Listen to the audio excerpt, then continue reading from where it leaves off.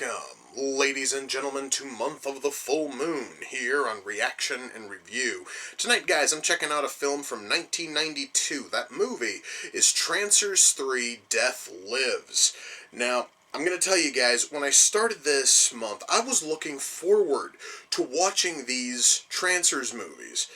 And with each passing film, I understand that this is only the third one, but each film has slowly gotten just a little bit harder to watch because, well, in the first one, a whole lot of their concepts of time travel and exactly how time travel works and exactly how the timeline works didn't make any sense. But I was willing to let a whole lot of that slide because it was the first film in the series. You can set whatever the hell kind of goofy-ass rules you want. But then the second film comes in and changes almost every one of those rules in a way that almost hurts your... actually, it literally hurts your fucking head thinking about it. In fact, I'm kind of having memories and my headache is coming back from when I watched Trancers 2. I'm hoping that with this one, they have finally grounded themselves long enough to tell us tell us an interesting story and have tons of awesome action and have shit begin to make sense. Good God, I am certainly hoping so. And the only way I'm going to find out, guys, the only way I'm going to find out if this thing is going to be any good at all, the only way I'm going to find out if this thing's going to make even the slightest lick of sense is if I shut up and I push play, and I'm going to do that right now. So, without further ado, it's time to kick back, relax, and check out Trancers 3, Death Lives. So, let me see if I understand this. So, the plan now is to send Jack to 2005 to stop all the Trancers at their source, thus stopping the entire Trancer war from ever happening. Question: if it was that easy to stop all this Trancer shit from happening, then why didn't the Council send Jack back in 2005 in the first place instead of sending him back to 1985 to stop a single cult fucking leader who was psychically creating Trancers? And if he wasn't the source, and if his brother with the wonder fucking drug in the second film isn't the source, then what the fuck's making the Trancers in this one? Jesus fuck, guys, you know, the more, honestly, that I hope for this series to become a little bit more sensible, it keeps drudging up more and more fucking questions. At some point, I'm just going to learn to stop asking, because it's probably going to save me a whole fuck ton of headaches in the future. I'm hoping, though, that at least this movie tries to explain what the fuck happened in 2005 and how these Trancers are made. I'm really hoping at least for that much.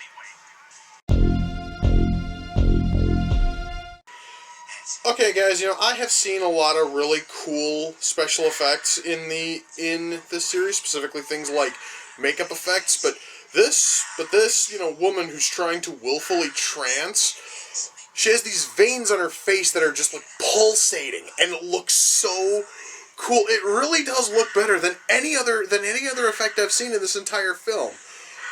So, at least we have that, and at least now I know that it's drugs. Again, it's drugs that turn people into Trancers.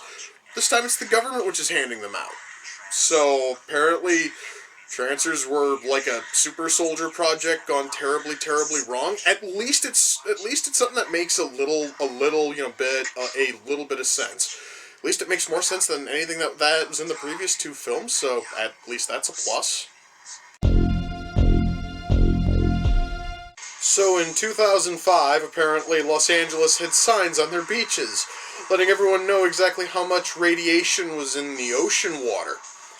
I totally understand, guys, that Los Angeles is a little bit of a shithole. I really don't think it's gotten that bad yet. I do have to stress yet in the year 2015. It hasn't gotten that shitty, but still, the fact that this movie came out in 92 and they were pessimistic enough to think that was how bad it was going to be in 2005, at least I'm happy it hasn't gotten that bad, but I can totally see it happening. Okay, I have to ask exactly why the hell did Mother have that sword on the table?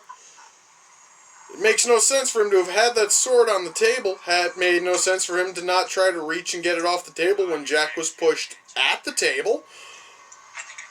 Like, wait, did Jack just pull another gun out from his belt? God, how many fucking guns was Jack carrying when he was walking down the halls of this fucking military base? You know, guys, the final scene here is really cool and all, but similar actually to a whole lot of other things in this series. It's raising more questions than it's fucking answering, and that's kind of messed up. Well, guys, that was Trancers 3, Death Lives. Let me shut that off. Okay. Well, I would like to say that I think I've pieced a lot together from this film. Before I talk about the movie itself, well, I'm going to talk about the movie a little. I think I have a theory, and it's a theory that ties everything the fuck together, and everything begins to make sense. Okay, now just hear me out here. So, this film is set in 2005. Well, most of it's set in 2005, where the CIA has ordered a guy by the name of Daddy. I swear to God, I actually looking at the name on the credits. His name is Daddy. His name is Daddy Mother. He's a colonel in the U.S. military. I'm going to assume in the Army. Who's doing genetic, or not, well, not genetic, but drug testing with this super powerful steroid that puts people into a trancer state. I'm going to assume that those steroids are being boosted with the same drug that Wardo was using in Trancers 2, assuming that Jack didn't wipe out all of the plants in Trancers 2, and they were given 14 years or so to grow and just basically populate a very small part of Los Angeles. It makes sense then that somebody would find it and would then try to synthesize it into a drug again, this time with backing from the U.S. military. I'm also taking another wild guess here because you basically take these steroids in various doses. When you get up to level 10, you are able to hit a trancer state without having to take the drug, which now means that the drug has permanently altered your motherfucking genetics. Which would mean that Whistler in the first film wasn't just turning people randomly into trancers with his psychic powers. He wasn't turning people with weak minds into trancers. No. What he was doing is he was activating a long dormant trancer gene in his victims, and it's a gene that was passed down from generation to generation, leading all the way back to that first batch of test subjects that Mother made in fucking 2005. It all makes sense in some goofy sort of way. Unfortunately, that whole thing is pure fucking theory, and it may not be right at all. And I'm going to say that it all kind of ties in because there's no way in shit Jack killed every single person on that base. I did not see that many corpses. So just call it a hunch. There had to have at least been there had to have been at least a handful of survivors, which would then mean that those fucking genes were able to pass down from generation to generation in just such a way that Whistler could then activate it with his psychic powers in the first film, thus creating his Trancer army, which led to the Trancer War that started this entire franchise off in the first place. But in order to process all of that, that would then mean that every single death affixed to the Trancers, every single Trancer who's been scorched, or singed rather, every single person who's been killed by Trancers are all on Jack's shoulders because he didn't wipe out all the plants in 2, which means that Jack Deth is responsible for the death of potential billions, and that makes this whole franchise a fuckload darker. Now, enough of me whinging on about my fucking theories. Let's talk about the film itself. I'm going to start with the writing, where I had problems with the first 2 films, where a whole lot of their stuff involving time travel really didn't make a whole lot of sense. They may have fixed part of it here, because when Jack goes to 2005, he runs into his now ex-wife Lena, which, by the way, yes, this actually is the last time that Helen Hunt is going to be seen in these films. And Lena has a daughter who may just be old enough to be Jack's daughter before he was taken back up the fucking line, because the last time that Jack was on Earth before going back to 2005 was 1992, which means that there were about 13 years, considering the fact that he left, and must have been within like a day or two of Lena filing some kind of fucking like divorce thing. He may have gotten her pregnant before then, and she didn't know yet. And now we go ahead to 2005. Jack may have met his own daughter, and now Jack has a genetic bloodline. Now it makes sense for Jack to be able to go back and forth in time. Again, that also is just that there's just another theory. I'm gonna stop talking about my theories, because fuck, I have no idea if any of them are fucking true. So anyway, writing here, it actually makes sense. Well, almost all of it does. As long as you're willing to buy into all of the theories I just threw out there, then everything here begins to make some level of coherent sense. Our story here is certainly stronger than what was in the other films, partially because you're not left asking, hundreds and hundreds of questions.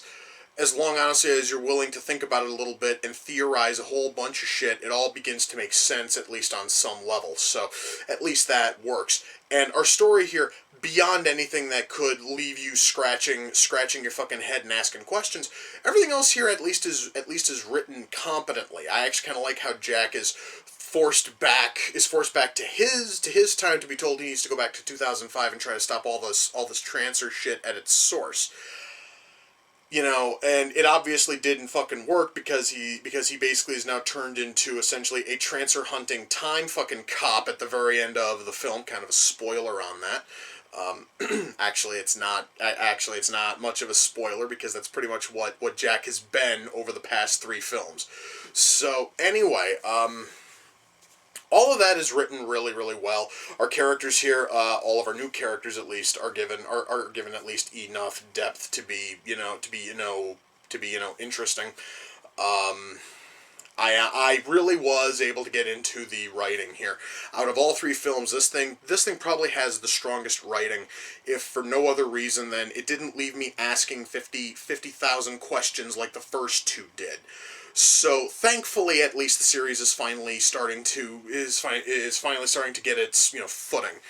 I'm hoping for the next 2 films to at least keep all of that going. So yes, once more, writing here is at least functional. Acting, similar to the previous 2 films, our acting here is fine. Nothing here, honestly, is terrible. Nothing here is great. Every single actor's turning in is turning in a passable showing, and Thomerson once more absolutely steals it with his absolutely hammy acting. And you know what, guys? I'm going to tell you right now. If Thomerson were not nearly as ham-fucking-tastic as he is, these films would suck. I swear to God. The whole thing is carried by the fact that Thomerson cannot be subtle with anything. He has to be as hammy and as overdone as possible, and it works.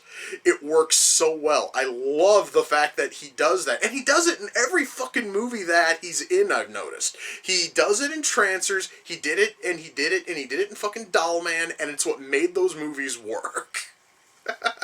So anyway, yeah, guys, acting here is good from everybody, and I still love the hammy awesomeness of Tim fucking Thomerson. Special effects, I would like to say that because this thing here is showing even more like prototype Trancers akin to the second film, we don't see the kind of awesome Trancer makeup we saw in the first film. Instead what we get is a scene where Colonel